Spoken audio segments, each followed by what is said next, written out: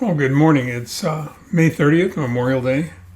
Everybody says Happy Memorial Day. I don't know if that's appropriate. I think it should probably be meaningful, have a meaningful Memorial Day. It's a beautiful day here in Southern California. It's beautiful enough, so I'm wondering why I'm sitting here in my office doing this instead of being outside enjoying the day. However, I discovered that communication is interesting in many respects, especially if you're communicating via some two-dimensional medium, like recording a video or writing a blog, where you're not blessed with the interaction that occurs between one human being and another when they're attempting to communicate. But it's funny because in many cases, when you're doing it this way, when you're writing, especially writing, or when you're video blogging, you say what you have to say and then conversation's over. But it's also easy if you write something and you've committed it to paper and you've said what you need to say and you've said it the way you want to say it.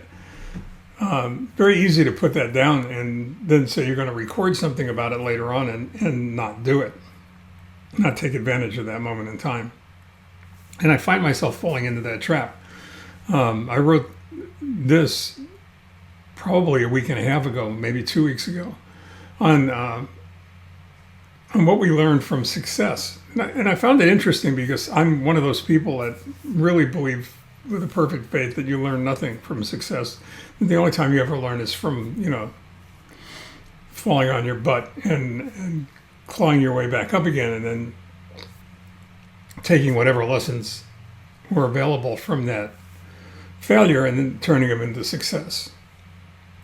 But I'm not sure that's altogether true. I think that we probably could learn at least as many, if not more, lessons from succeeding as we do from failing. The problem is that we don't take the time or dedicate the effort necessary to autopsy success.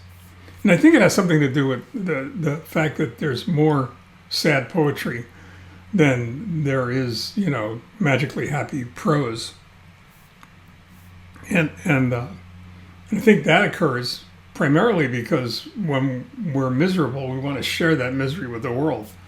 We want to touch somebody else. We want somebody else to touch us and tell us it's going to be okay, for whatever reason. But when we're happy, we're so busy being happy that nobody cares about anything else except making it last a little bit longer.